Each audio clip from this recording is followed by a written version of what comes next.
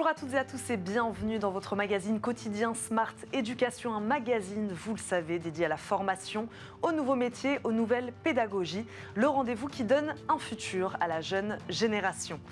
La fiscalité, les inégalités, l'inflation, les Français se passionnent pour les sujets économiques, mais certains affirment qu'ils n'auraient pas toutes les clés de compréhension de certains concepts. Pas étonnant lorsqu'on sait que certains traversent l'entièreté de leur scolarité sans assister à un seul cours d'économie. Apporter aux élèves des classes du primaire une initiation à l'économie et à la finance par le biais d'interventions d'experts économiques, c'est l'ambition de l'association Agir pour l'éducation économique des enfants. On reçoit son président, il est aussi économiste et maître de conférence à Sciences Po Paris, auteur également de On parie que vous allez aimer l'économie aux éditions Ellipse. Il est avec nous, Anthony Benamou. Bonjour. Bonjour Eva, merci pour votre invitation. Merci à vous d'être là avec nous aujourd'hui dans Smart Éducation. Je le disais, malgré leur intérêt pour ces sujets, les Français sont-ils vraiment si nuls en économie? C'est ce qu'on dit. Non, ils ne sont pas nuls en économie et ils s'intéressent beaucoup à l'économie. Mais comme vous le disiez très justement, ils n'ont pas toujours les clés pour comprendre les enjeux et les objectifs de la politique économique. Donc c'est important de pouvoir justement apporter de la pédagogie. Cette pédagogie, elle passe évidemment par des écrits, mais également par aussi la parole. Et c'est donc un peu ce que je fais. Je suis maître de conférence à Sciences Po, donc j'éduque des élèves et des étudiants pour qu'ils comprennent mieux les enjeux et puis qu'ils puissent assumer des fonctions un peu plus tard, mais également des chefs d'entreprise dans le cadre d'autres activités que j'ai. Donc je fais beaucoup de conférences ludiques sur l'économie. Quelles peuvent être les conséquences? Je le disais, certains élèves traversent l'intégralité de leur scolarité sans avoir de cours d'économie. Quelles peuvent être les conséquences sur le long terme de ces lacunes accumulées? C'est-à-dire qu'on peut arriver en effet dans l'enseignement supérieur sans maîtriser finalement les concepts de base? Oui, tout à fait. Vous avez été confronté à ça? Oui, j'ai régulièrement des étudiants, par exemple, qui viennent de l'ancienne filière littéraire et qui n'ont jamais fait un cours d'économie, qui n'ont pas fait de mathématiques non plus et qui ont donc très peur quand on commence à leur parler d'économie. Et donc l'objectif en fait de l'enseignant, c'est de les rassurer, de les prendre par la main, de raconter des histoires. En fait, il faut vraiment raconter des histoires autour de l'économie. Vous avez deux façons d'enseigner l'économie. Soit vous enseignez ça de façon très mathématisée, vous êtes à Paris-Dauphine et en fait les étudiants sont recrutés sur leur capacité à faire des maths, soit vous leur apprenez l'économie en faisant ce qu'on appelle des belles mathématiques, en privilégiant aussi le côté littéraire des choses et en leur montrant vraiment les enjeux qu'il y a derrière un tas de questions, comme ce que vous disiez, l'inflation, la fiscalité, quels sont les enjeux derrière? L'économie comme une matière transversale finalement à tous les sujets. Pourquoi vous avez décidé de vous engager sur ce sujet-là? Donc, maître de conférence, on l'a compris. Là, il s'agit de s'adresser, je le disais, à des élèves de primaire plutôt. Voilà. Qu'est-ce qui vous a décidé? Le déclic, je l'ai eu il y a maintenant 4 ans. J'étais à Londres. Et je prenais un verre dans un café, tout simplement. Et au moment de payer, je regardais mon billet de 20 livres, 20 pounds, et je me rends compte que sur le billet, c'est Adam Smith. Et Adam Smith, pour nous, les économistes, c'est quelque chose de très important. C'est un des plus grands économistes. Il a vraiment marqué l'histoire économique par ses théories à la fois économiques, mais même philosophiques. La main invisible, si je ne me trompe pas. La main invisible et la richesse des nations, exactement. Et donc moi, en tant qu'économiste passionné, je découvre ça. Je ne savais pas qu'Adam Smith était sur les billets britanniques. Et donc je demande au serveur, je dis, mais vous savez qui est cette personne sur le billet? Et la personne me dit, pas du tout. Et je m'en fous. Voilà. En fait, j'ai été un peu attristé en tant qu'économiste qu'un Britannique ne connaisse pas Adam Smith. Imaginez un adulte français qui ne connaîtrait pas, par exemple, Voltaire. Enfin, je ne sais pas, c'est quelque chose qui m'a un peu chagriné. Et je me suis dit, mais si un Britannique ne connaît pas Adam Smith, il y a encore moins de chances qu'un Français puisse connaître Adam Smith. Et donc c'est là que j'ai eu cette idée, avec ce constat que vous avez très justement rappelé. Beaucoup de personnes traverseront toute leur scolarité sans jamais faire un cours d'économie. Et donc je me suis dit, il faut remédier à ça. Et une façon de le faire, à mon échelle, à mon niveau, c'est d'essayer d'aller dans les écoles et m'adresser aux enfants et leur expliquer l'économie, tout simplement. Pourquoi dès le primaire, justement? Pourquoi aussitôt? Je pense que c'est un moment où ils peuvent être plus réceptifs. À partir du collège, c'est un peu différent. Ils ont déjà plusieurs matières qui sont enseignées, maths, histoire. Et donc, je pense que l'école primaire, donc c'est les classes de CM1 et CM2 en particulier, c'est le moment où, justement, on peut apporter dans la journée une pause dans le programme et leur une pause économique. Une pause économique, voilà, dans le programme, et puis leur permettre aussi de s'évader un petit peu. Mais surtout, le point qui est important, c'est de leur parler leur langage. Voilà, si vous ne pouvez pas arriver devant une classe de 20 élèves de CM1 en leur parlant voilà, d'Adam Smith ou en leur parlant d'inflation. Non, c'est pas comme ça que ça fonctionne, très clairement. Donc comment on les initie justement à des concepts économiques ou à l'économie, hein, tout simplement, à cet âge-là? Comment on leur parle? Alors d'abord, il faut avoir en tête que ce sont des enfants, il ne faut jamais oublier ça. Et donc, il faut parler comme des enfants.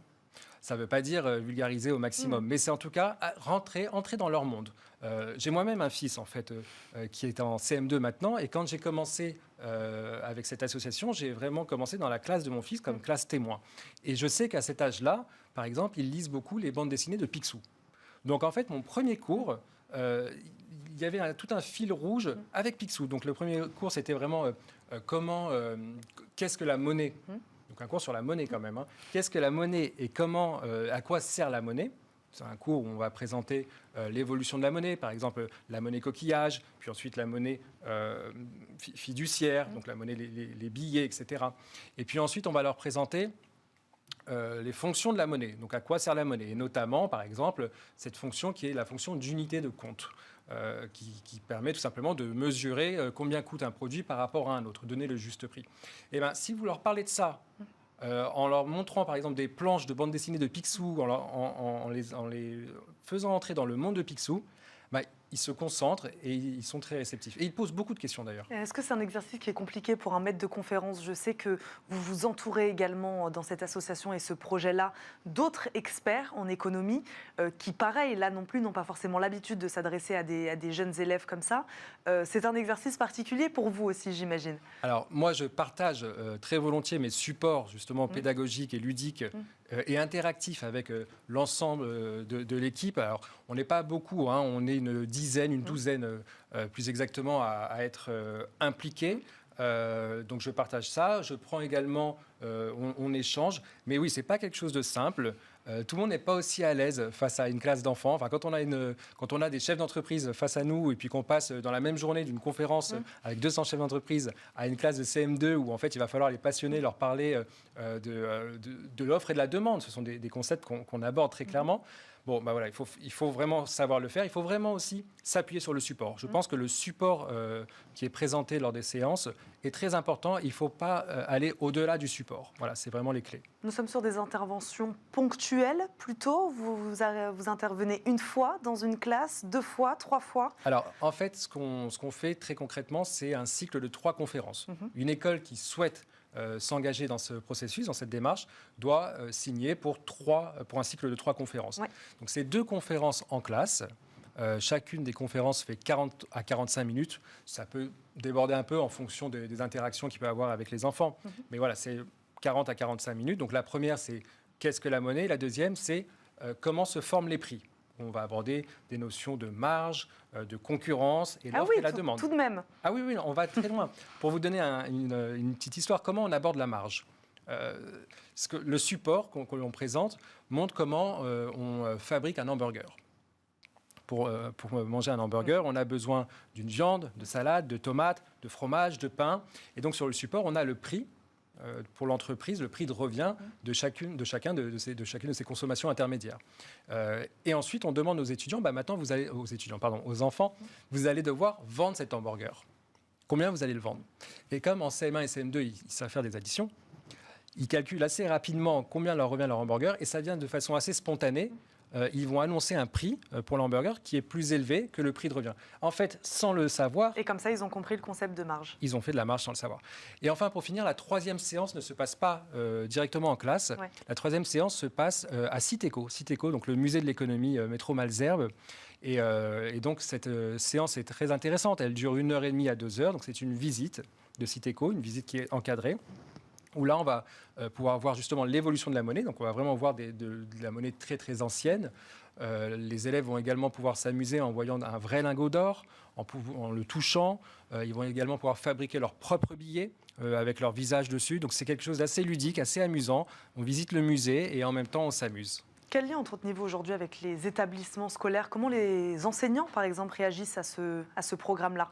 Alors, c'est très bien vu. Ouais. Pour le moment, on n'a pas encore beaucoup d'écoles qui nous ont sollicité. On a un programme pour cette année d'une dizaine d'écoles pour le moment qui nous a sollicité. Sur tout le territoire, uniquement en Île-de-France? C'est très Île-de-France. Très Île-de-France. On n'est pas du tout fermé à se déplacer sur le territoire. C'est juste qu'ensuite, la visite du musée, ce sera plus compliqué parce que le musée est à Paris.